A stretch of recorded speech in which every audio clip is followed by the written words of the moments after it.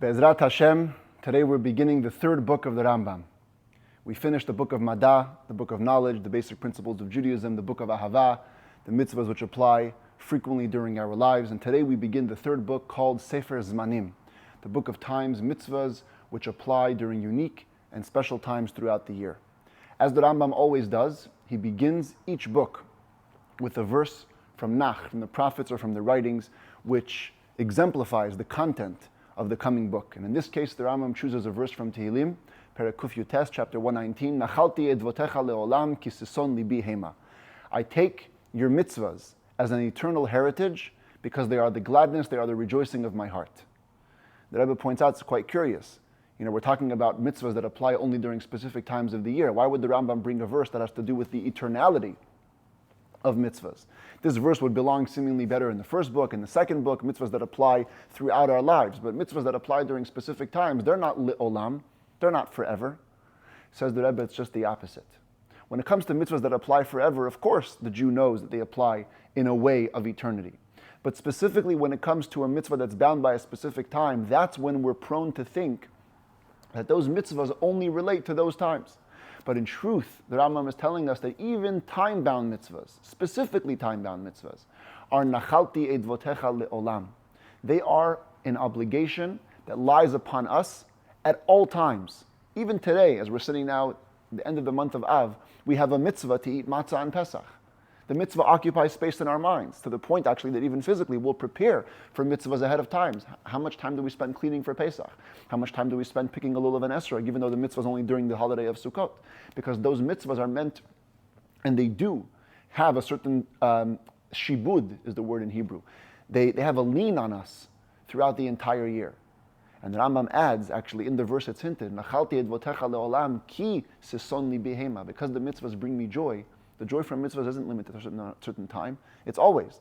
The joy that you have from keeping Pesach, from keeping Shavuot, from keeping Yom Kippur, goes throughout the year. As a matter of fact, the mitzvahs more mystically should affect the entire year. When we take upon ourselves Hashem as king on Rosh Hashanah, that should affect our attitude the entire year. When we rejoice on Simchat Torah, that joy should penetrate and permeate the entire year. So in a way, the time-bound mitzvahs also have an eternity. They also have a le'olam to them. Therefore, the Rambam brings this verse as he begins, Sefer Shlishi, V'hu Sefer Zmanim, the third book, the book of times, which you would think is very limited. The Rambam broadens the scope and tells you right away, we're beginning a book that's dedicated to laws that are supposed to be related to and affect our entire year. Says the Rambam, Sefer Shlishi, V'hu Sefer Zmanim, the third book is the book of times, Hilchotav Eser. It's a pretty big book. 10 sets of halachot, V'zeh Siduran, and this is their order. Hilchot Shabbat, Hilchot Eruvin, the laws of Shabbos, the laws of Eruv. Eruv is also related to Shabbos. It's mechanisms rabbinically by which we're able to carry in certain areas and walk certain distances on Shabbat. Hilchot Shvitat Asor, the laws of resting on the 10th, Yom Kippur. Hilchot Shvitat Yom Tov, the laws of resting on holidays. Hilchot Chametz Umatzah, the laws directly related to Pesach, keeping away from chametz, eating matzah. Hilchot Shofar V'Sukkah V'Lulav, the laws of blowing the shofar on Rosh Hashanah, sitting in the sukkah and shaking the lulav on Sukkot. Hilchot Shkalim, the laws of giving the half shekel coin throughout the year. As we'll see later, Hilchot Kiddush HaChodesh, the laws of the Jewish calendar, High Court sanctifying the new month. Hilchot Ta'anit, the laws of communal fasts. And Hilchot Megillah V'Chanukah, the laws of reading the Megillah on Purim and lighting Hanukkah candles on Hanukkah. It's interesting that, in the Torah, these laws don't appear in this order. And also logically, you would think Kiddush HaChodesh, the laws of dictating the calendar, should be first. Once you have the calendar, then you can keep all the different holidays. The Rebbe says the Rambam is a book of laws of the person. And it happens to be that certain laws the Torah imposed during certain times. So the Rambam says, the Rebbe says that the Rambam ordered these halachot in the way a person would typically fulfill them. First, beginning with things to stay away from, non-active things, resting on Shabbat, resting on holidays, and then the do's, the deeds that you would do during specific holidays throughout the year, and only then you deal with the specifics of how exactly to dictate the calendar. But it's an interesting observation that the Rambam puts it in the order which relates directly to the person's fulfillment of them. And Be'ezrat Hashem, we begin Hilchot Shabbat, the laws of Shabbos. We're embarking on actually a month-long project. It's the longest set of halachot, and any halachot in the Rambam is 30 chapters. There's another one in the 12th book, Hilchot Mechira, the laws of sales, also 30 chapters. But Hilchot Shabbat is 30 chapters for the next month. We're going to be involved in the laws of Shabbat. As the Rambam always begins, his sets of halachot by telling us which mitzvahs are going to be dealt with in these chapters. Yesh bichlalan 5 mitzvot. There are 5 mitzvahs to be discussed in the next 30 chapters. 2 mitzvot taseh, v'shalosh mitzvot lo taseh, 2 positive and 3 negative, v'zehu pratan, and their details are as follows. Aleph, lishbot bashvi'i, the positive commandment to rest from all labor on Shabbat. Bet, shalo la'asot bo melacha, that's the flip side negative commandment, not to do any labor on Shabbat. And of course we have to define what labor means. Gimel, shalo la'anosh b'Shabbat, the high court cannot punish, cannot administer death penalties or any other punishments on Shabbat. Daled, shalo la'tzet chutz lagvul b'Shabbat. Biblically, we're not allowed to leave the borders of the city limits on Shabbat. Rambam will define in chapter 27 what exactly this refers to. Hey, lekadesh et yom HaShabbat bizchira, another positive commandment of the Kiddush, sanctifying the Shabbos day by remembering it. It's in 10 commandments. Zachor et yom HaShabbat lekadsho, remember the Shabbos day to keep it holy. We verbally express over a cup of wine, actually, as we customarily do, that Shabbos is a holy day. Ubiur mitzvot elu biprakim elu, the explanation of these mitzvahs will follow in the 30 chapters to come. And here we go, Perek Rishon Be'ezrat Hashem, chapter 1 of the new 3rd book of the Rambam. I should just warn, by the way, coming up during this book, many, many long chapters. There will be some short ones, but generally in Hilchot Shabbat, Hilchot Eruvin, the Rambam, for whatever reason, saw fit to make these chapters a bit longer, so bear with us. Halacha Aleph. This chapter, by the way, is going to be dedicated not to specifics of labor, but more to general rules that will guide all of the melachot, all the laws of labor on Shabbat. Says the Rambam, Halacha Aleph, Shvita b'shvi'i mimlacha mitzvah taseh.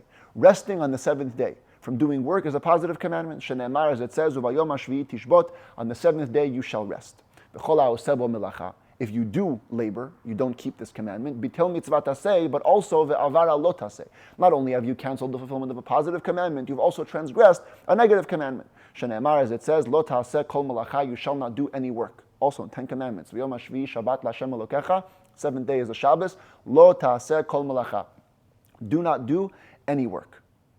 So there's both a positive and a negative commandment to the same theme, not to do work on Shabbat. The Rambam, interestingly, begins over here with the positive side, resting on Shabbat.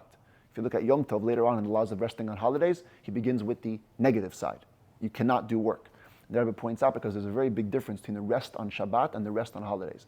The rest on holidays is about refraining from work.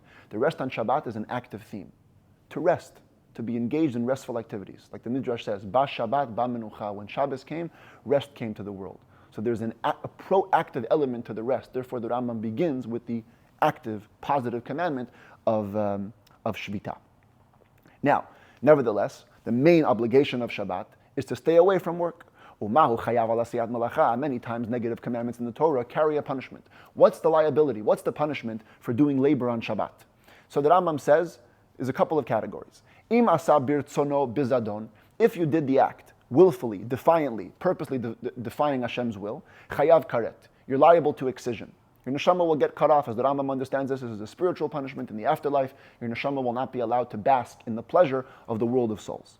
But if you did the act willfully, and there was somebody watching, there were witnesses who warned you before you did the act, niskal, you actually get the death penalty, stoned to death. If you did the act inadvertently, then like many inadvertent acts in the Torah, you're obligated to bring the sin offering, the standard sin offering. In other cases, there's korban olev yored, a sin offering which fluctuates based on your capacity to afford it. This is the korban chatat kvuat, the standard sin offering, which no matter what your financial capabilities are, you bring a certain animal. Now, what does it mean doing an act bishgaga? Inadvertently. We're going to see, as the Rambam will develop this throughout the coming chapters, there's different ways of doing a melacha inadvertently. One way is you don't know that something is forbidden. You know today's Shabbat, you know you can't do labor on Shabbat, but you don't know that this specific act is forbidden. There's another way to go where you know the specific act is forbidden, but you don't know that it's Shabbos today. That's called shigigat Shabbat or shigigat melachot. Inadvertency about Shabbat, you didn't know today was Shabbos, or inadvertency about labor. You knew it was Shabbos, but you didn't know that the labor is forbidden. There's another case where you know that it's Shabbos, you know labor is forbidden, but you do it by accident. These all go into the category of bishgaga, and you would be obligated to bring a korban chatat. Now the Rambam lays down a very interesting rule. The Rambam is a halachic guide, so there's going to be many expressions throughout these chapters defining your obligation or exemption from doing certain labors on Shabbos. So the Rambam gives us a key to always know what he's referring to. Halacha bet, kol makom shenomar, Hilchos Shabbat. Any place where we're going to say, we meaning the Rambam, where we're going to say throughout all these 30 chapters of Hilchos Shabbat, Sheha'oseh davar zeh chayav. If you use the expression chayav, liable means liable to punishment depending on the case. Harei zeh chayav karet. That means you'd be, by default, if you did it willfully, obligated, liable to excision. If there were witnesses and warning, you'd be obligated, liable to the death penalty. If there's inadvertency, you'd be liable to bring a korban chatat. That's what the word chayav means. Chayav means guilty, literally liable. This act warrants a punishment. Halacha gimel b'chol makom shenomar sheha'oseh davar zeh patur. If ever you see in all these chapters the word patur being used, you do an act, you're exempt. Exempt does not mean permitted. Exempt simply means you're exempt from punishment. You don't get excision or stoning or bringing a sacrifice. But it still means that it's forbidden to do this act on Shabbat.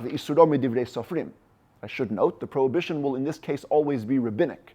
Enacted as a way to distance yourself from doing the work. So if you see that a certain act is patur means exempt from biblical punishment, rabbinically nevertheless forbidden. In fact, it's so rabbinically forbidden, if you were to do this act purposely, knowingly defying the rabbinic prohibition, the rabbis could take matters into their own hands. They can give you what's called makat mardut, rabbinic lashes. So that's what it means patur. Patur aval asur, exempt but forbidden. If ever you see in these 30 chapters the expression, we do not do such and such, or you see the expression, it's forbidden to do such and such on Shabbat, these are all indicators of these are all indicators of rabbinic prohibition, and if you do them willfully, you get rabbinic lashes. But it's out of the realm of biblical obligation. Halacha Daled, the third category, any place where the Rambam will write, it's permitted to do such and such, that means it's permitted initially. You can go ahead and do this act on Shabbat. Or if we ever say, if one does a certain act, he's not obligated for anything, or exempt from anything, that additional word, anything indicates, there is no lashes at all, not biblical or rabbinic, because it's totally a permitted act. This is what you see on the slide over here. 3 general key words throughout all these chapters. Chayav, obligated, liable means biblically liable to a punishment, depending on your level of purposefulness, willingness. Either it will be excision, stoning, or korban. Patur will mean biblically exempt, rabbinically forbidden. Mutar will mean initially permitted. Now the Rambam goes on to give us a number of very important rules that define whether an act that we did can even classify as melacha, as labor. And we begin with the concept of davar she'eino mitkaven. This is called in the Talmud, something which is done unintentionally. Unintentionally means the following. Says the Rambam halacha hey dvarim mutarim la'asotan b'Shabbat. Let's say you have an act which is permitted to do on Shabbos. Ubish'at asiyatan efshar she'te'aseh biglalan melacha ve'efshar shelo te'aseh. But while you are doing the act, it's possible that, as an aside, another act will get done that would be a forbidden labor. But it's only possible. It may or may not happen. If you do not have intent to do that forbidden act, then it's permitted to do what you're doing. Ketzad, the Rambam gives a couple of examples. What does this look like? Number 1, gorer adam mitav kisei v'safsal v'chayotze bahen b'Shabbat. A person can drag a bed, a chair, a bench, or something like that on Shabbat, even though when you drag it across the earth, it's very possible that you're going to make a furrow, an indent into the ground, which would be forbidden under the category of charisha, of plowing. Anytime you make an indent in the ground or you flatten the ground, that's considered to be plowing, as we'll see later on in these chapters. Nevertheless, since it doesn't necessarily have to happen when you drag a bed, chair, or bench, provided you don't have in mind to dig the furrow in the ground while you drag it. Here you see a picture, there's a boy dragging a bench. It may or may, what's happening here is that there's an indent being made in the ground, but that may or may not happen. It doesn't have to happen. So if he's not intending to make the dent, then it's okay. Therefore, if indeed it did dig into the ground, you don't have to worry at all because you didn't have in mind. That's called, as the words over here are, davar she'eino mitkaven, a matter which is not intentional. The act that you're doing is intentional. You're dragging the bench intentionally. But the result that's forbidden is possible or not possible. Therefore, if you didn't have in mind for that, it's okay. Similarly, says the Rambam, it's permitted to walk on grass on Shabbat, provided you don't have in mind to uproot them. Uprooting grass would be a biblical prohibition. Kotzer, you cannot reap something from its attachment to the ground. But because when you walk on grass, that may or may not happen, if you didn't purposefully intend to uproot grass, it's okay to walk on grass. Therefore, if indeed grass did get uprooted, you don't have to worry. Another case, a person can wash his hands with herbal powder made from fruits, produce, anything like it. So long as you don't have in mind to take off the hair. Taking off hair on Shabbat goes under the forbidden category of gozez, shearing, cutting off hair. But here you're just washing your hands with herbal powder to clean them. It may or may not get the hair to go off. If you didn't intend for the hair to come off, you're fine. If the hair did fall off, it's not a problem, you don't have to worry. Another case, a narrow opening. You can go through it on Shabbos even though you're letting pebbles come off of the earthen wall, because again, it may or may not happen and you don't intend for it. Anything like it, which the forbidden labor, you're not intending, and it isn't unavoidable, it's permitted. Yeah, here you see a guy not going through a wall, going through a mountain, whatever. The point is, by squeezing yourself through this narrow space, it could or could not get pebbles to fall off. Halacha vav. Now we move on to another category, but I should just clarify, the reason, by the way, for the davar she'eino mitkaven is permitted is a very core principle, which we're going to develop more during this chapter. Melechet machashevet asrat Torah. The Talmud says the Torah only forbids thoughtful work. Since you're, in this case, you weren't thinking about committing this act, and it could or could not happen, that's permitted. But now we have the case that's called psik resha. Psik resha means you're doing an act. By consequence, another act that's forbidden is going to happen, but that is unavoidable. Halacha vav. Aval asa ma'aseh. If a person did a deed, v'na'aset biglalo melacha shevadai te'aseh b'shvil oto ma'aseh, and accompanying it, a forbidden labor was done, but it's an unavoidable consequence. It will for sure be done when you do this permitted act. Even though you had no intention for that forbidden result to happen, chayav, you're liable. Because the matter is well known. It's impossible to avoid doing this work. Rambam gives somewhat of an interesting example. Apparently in times of old, it was customary for kids, today we have all kinds of toys, but they used to like to play with heads of animals, heads of birds. Let's say a person needed a head of a bird to entertain a child. So you went ahead to a chicken and you slaughtered it on Shabbos. The end of your goal isn't to kill the bird. That's not all you want. If that was all you wanted, that would be shchita. That would be the biblical obligation, prohibition of taking a life.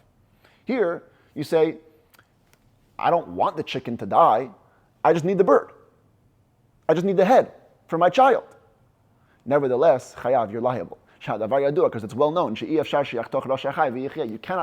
have your cake and eat it too. You can't cut off the head of a living being and then expect it to live. Death follows immediately. The same would apply to all similar cases. This is called psik resha. That's the Aramaic word. Psik resha means cutting off the head, v'lo yamut.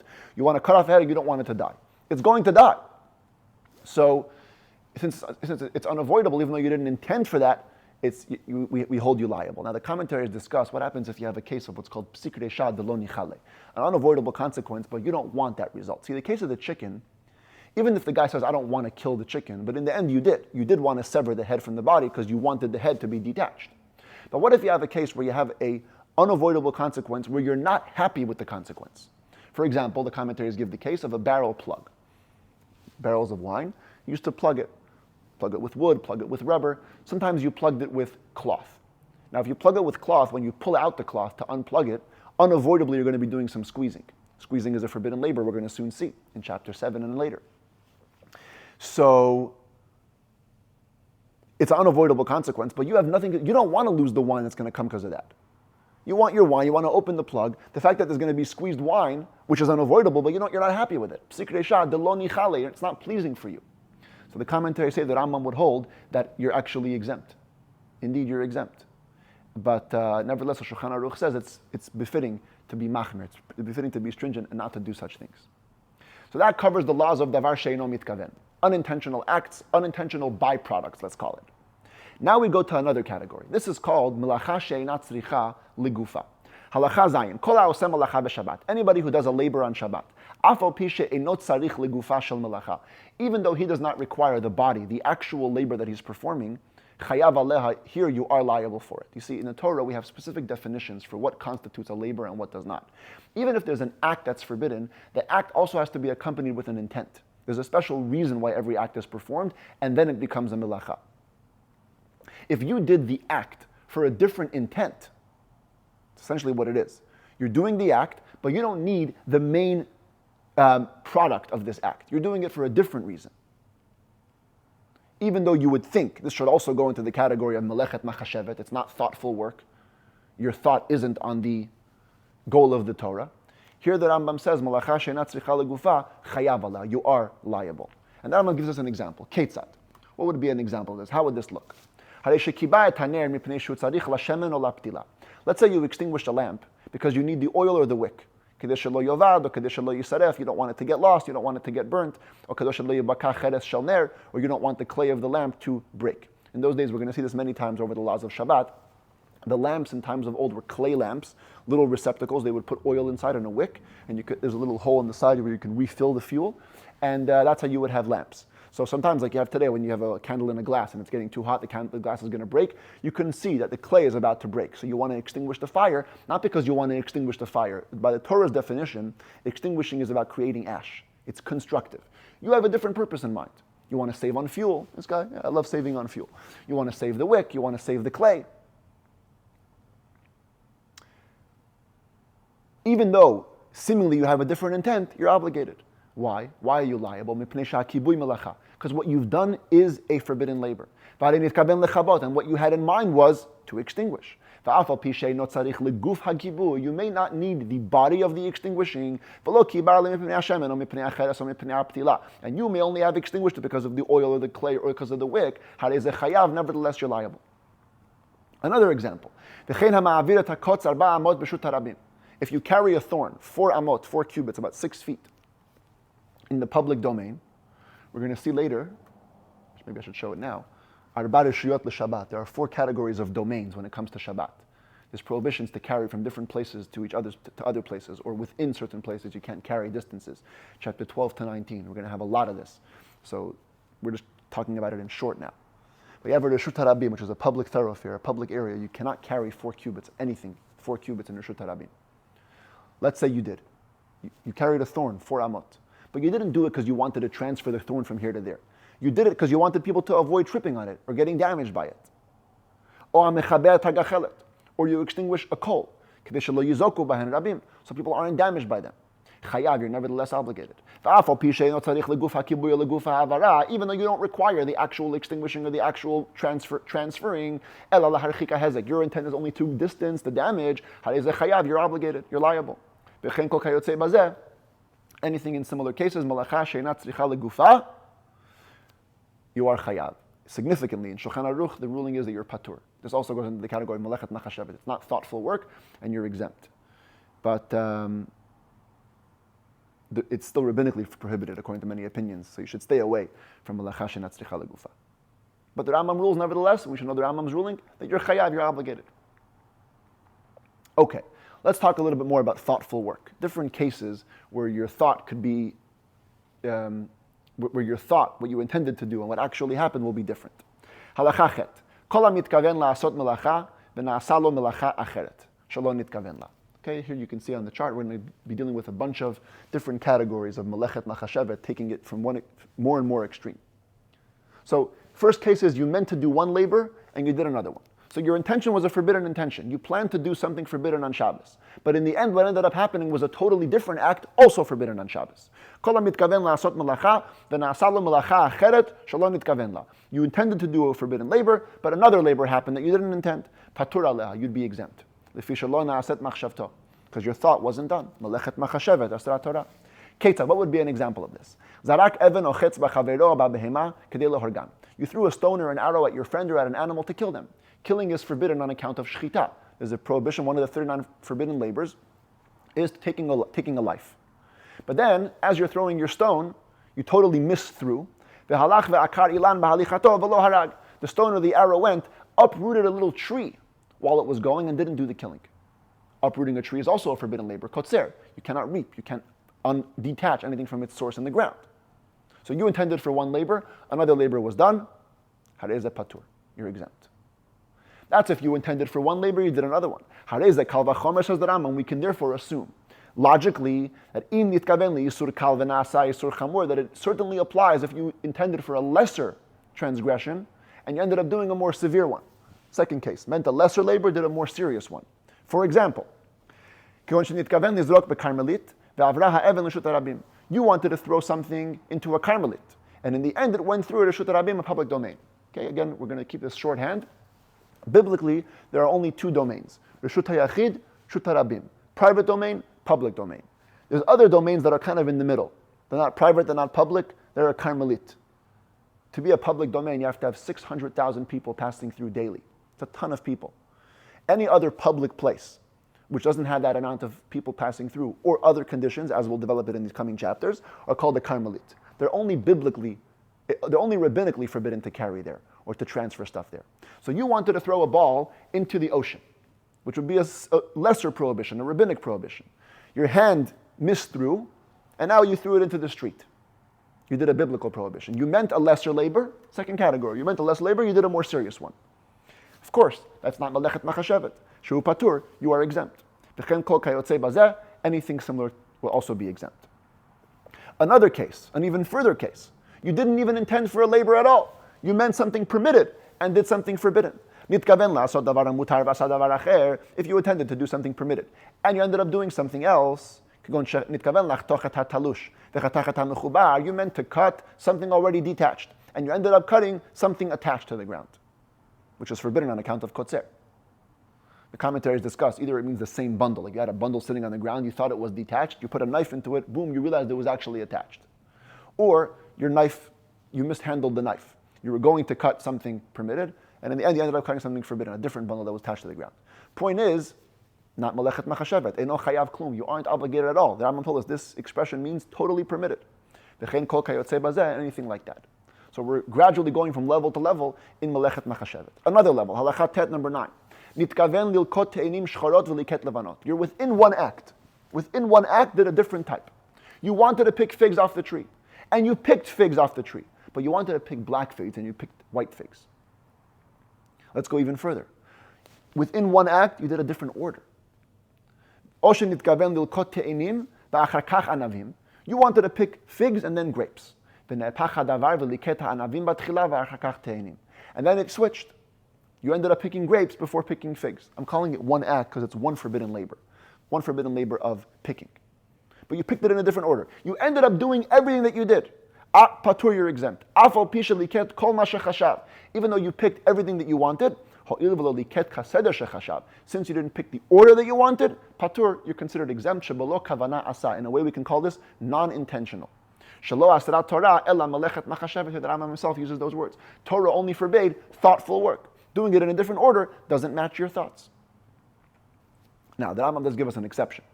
Let's say you had two lamps in front of you. Both were lit or both were extinguished. In the case where they were both lit, you wanted to extinguish one of the candles and you ended up extinguishing the other one. Or the case where they were both extinguished. You wanted to light this one, you ended up lighting that one. Over here, we can't say, oh, you didn't do what you thought. Here, chayav. Here you are liable. Because you did the type of work that you wanted. There's no inherent value of lighting this one over that one or extinguishing this one over that one. So the fact that you extinguish a different one, you did the labor of extinguishing. You did the labor of kindling. What can he be compared to? You wanted to pick this fig, you picked that fig instead. They're both black or they're both white. Nothing different about them. You can't say, I didn't do what I thought. You wanted to pick a fig. Or you wanted to kill a certain guy or a certain animal or a certain bug and end up killing a different bug or a different animal or a different person. You did what you wanted to do. The deed, the labor which you did, which you wanted to do, got done. Commentaries indeed point out, if there was an inherent value, then of course not. You didn't do your thought. If you wanted to pick this fig because it was bigger and juicier and richer, you ended up picking a different fig which doesn't have all those qualities, then it wasn't your thought. But here we're talking about similar stuff. 2 candles, 2 lamps, they're all the same. So there we do veer off. We don't say that's Malechet Machashevet. We hold you accountable for that.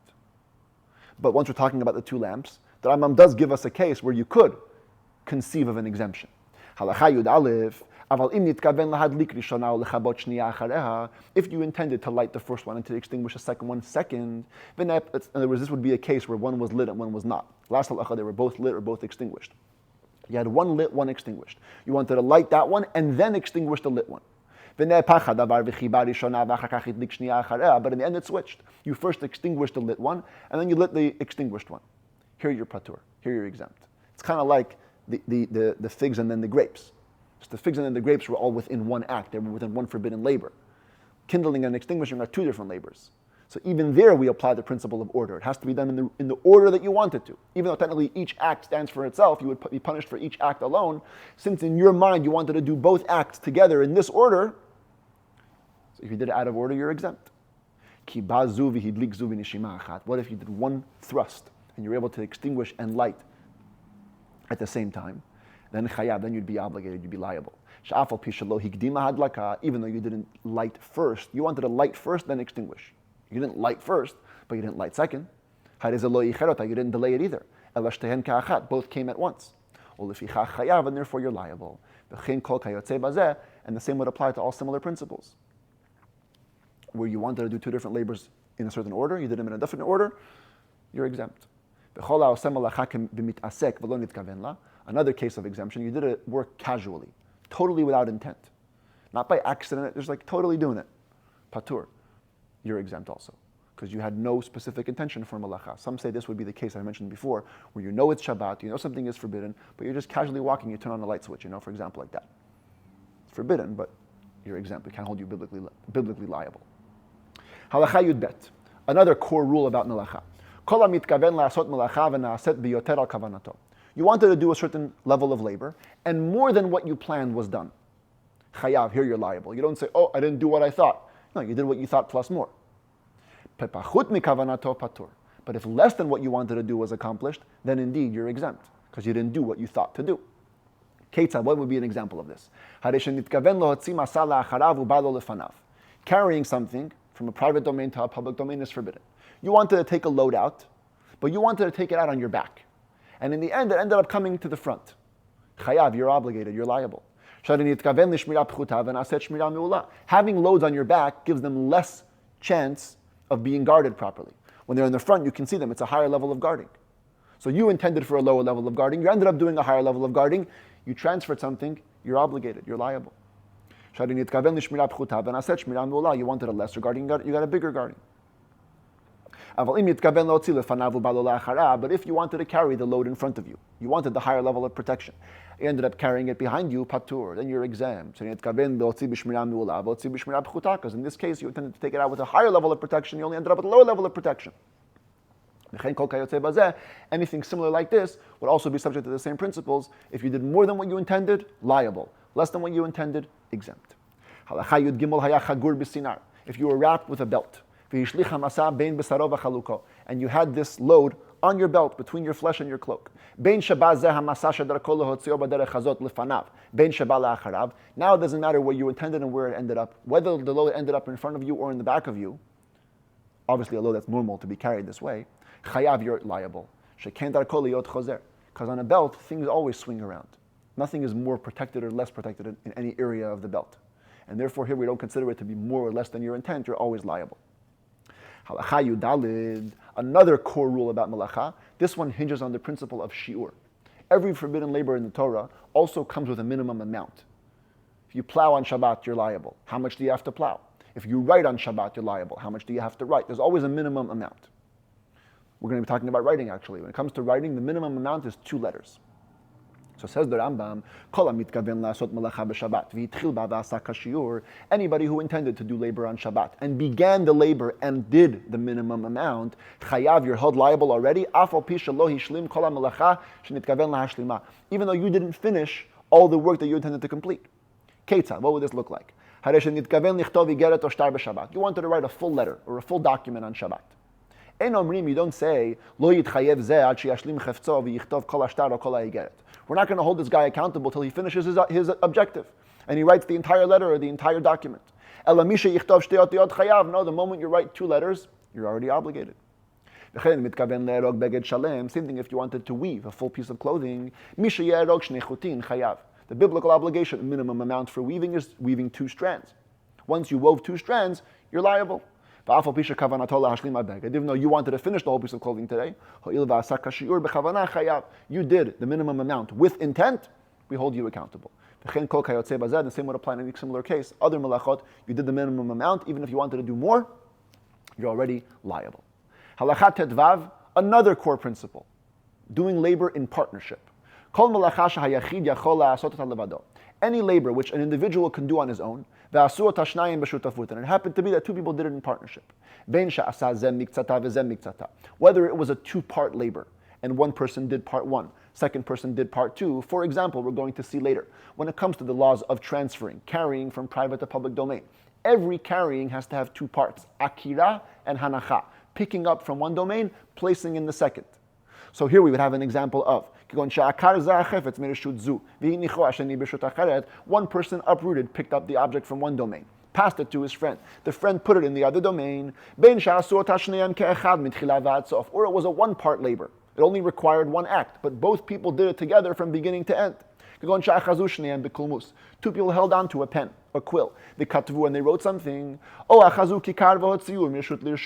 2 people held on to a loaf of bread and carried it from one domain to another domain. You don't need 2 people to do that. Any one person can write. Any one person can carry a loaf of bread. Since they both did it now, we hold them exempt. But that's only if they can both do it on their own. But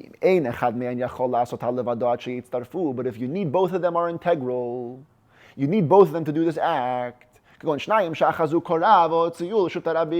people in the military, they need to carry a heavy beam. No one person can carry the beam on his own unless he's a macho man. But typically you have 2 people, you need 2 people. And they carried it out to the public domain. Since each individual does not have the power to do it on his own, power could either mean because of the weight or because of the volume, doesn't matter why. The point is they don't have the power to do it on their own. You have to have both together. So when they did it in partnership together, from beginning to end, they're both obligated, they're both liable, and they both have to do the same minimum amount to become liable. Let's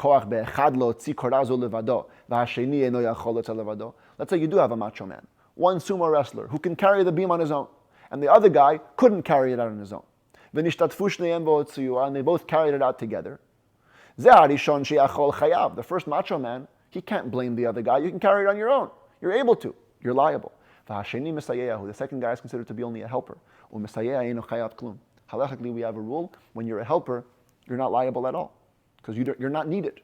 And the same would apply in any similar case. 2 people do something together. If they can do it individually, they can each blame each other. Nobody takes the obligation. If they each need each other, they're both obligated. If one needs and one doesn't need, the one who doesn't need is always obligated. Halacha Yud Zayin, another core rule about malachot. Kol hamekalkelin pturin. Every forbidden labor in the Torah has to produce a constructive result. If you're doing something that's forbidden by the Torah for a destructive purpose, you're exempt. Ketzad, what would this look like?